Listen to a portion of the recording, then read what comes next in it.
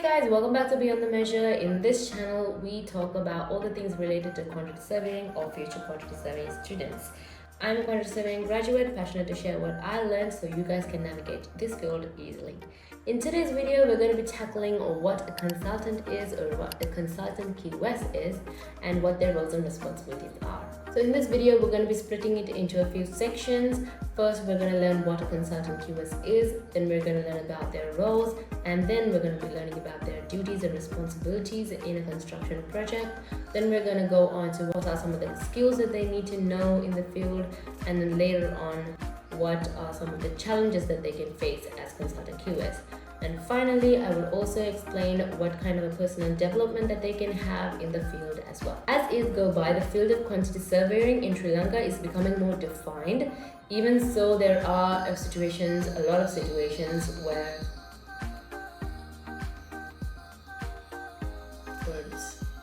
where there are situations when we are asked what we're doing and we say quantity surveying, they are assuming that we are doing surveyor jobs. So there is still some time to develop and to kind of have a more deep understanding of what quantity surveying is. But as we go into the field of it, we come to an understanding there are different types of quantity surveyors. And basically they are split into a contractor QS and a consultant QS. We're going to be talking about the consultant QS. A consultant QS is a person who takes care and ensures about the cost, the budget, and the progress of a construction project and its document. They work for the client side and not the contractor side. So this is the main division and the separation of what a consultant QS is. So if you're freelancing as a quantity surveyor, it varies on what kind of section you are going for. You are either going as the client's quantity surveyor or the contractor's quantity surveyor. If you're going as the client's quantity surveyor, you are going to be a consultant. You are consulting the client on what are the best decisions that are to be made, budget and cost-wise. A key role of quantity surveying is estimation and budgeting. As the consultant's QS, you're going to be estimating and budgeting on what are the works that are to be done and the quantities and rates for them in the most efficient way to estimate how much the project will become. So you're going to be providing a budget to the client saying this is how much it will cost for you to do this project, and that's your job. Another key role of a consultant quantity surveyor is to take care of the tendering procedure. So to prepare the document of a tender using the estimations that you have done or with all the negotiations, you place it for tender.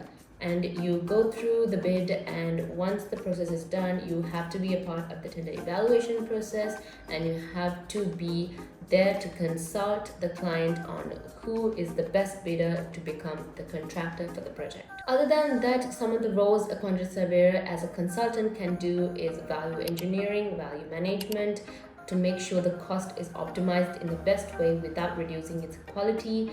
And then there's also risk management, making sure to analyze all the types of risks that can be encountered in the project, and also in controlling the cost during the project from initial to the end. A consultant quantity surveyor has duties from the initial stage to the final stage of a project, from pre-contract to post-contract, from pre-construction to post-construction as well. During the pre-construction stage, there are areas where they have to take feasibility studies, estimations, tendering procedures, documentations, and consulting the client for the best method and process of the project.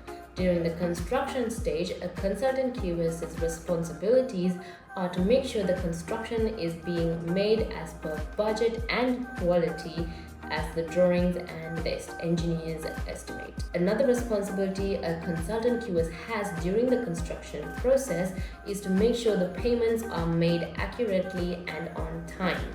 While the provided IPA is given, the consultant QS's job is to make sure to evaluate and analyze that and prepare an IPC, interim payment certification, so that is provided to the client to inform of the payment that they must do. This is a very important stage in a quantity surveying's field. Other than that, there are additional works of variations or any claims that are being made to take care and handle that and take into procedure of any additional time or additional cost that needs to be made. All this information will be discussed with the client, and hence the name Consultant QS. In the post-construction period, a Consultant Quantity Surveyor is in charge of the final documents and the final certifications of the project. The Consultant QS has to make sure that the performance of the contractor is up to standard and all the items of the works under the BOQ and the contract is being completed before the final certifications are made by the client to the contractor. Here as well, a Consultant QS is supporting and advising the client on what should be done and what's the next step in case of any kind of disturbance or inaccurate work done by the contractor. A Consultant QS must also be able to analyze and see if there's any defects and make sure to have an analysis procedure as well post-construction. Let's go on to the skills that the Consultant Quantity Surveyor should have. Among the many skills, one of the main things that I would like to mention is communication.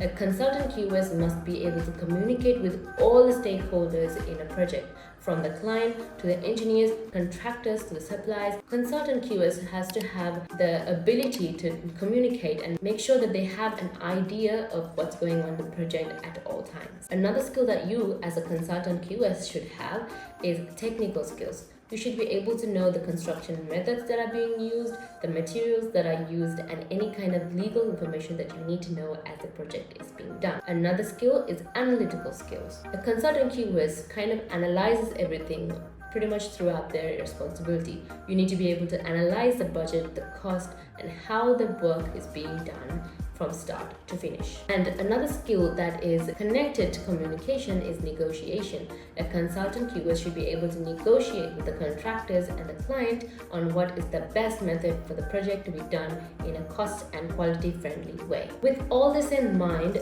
you have to know there are some challenges that a Consultant QS will go through. Three main things that they would go through is if there's any scope changes or any changes during the construction itself, how that is to be handled. A Consultant QS should be on tiptoe for that. Another challenge that a Consultant Quantity Surveyor can have is to balance the expectations of the stakeholders and their requirements.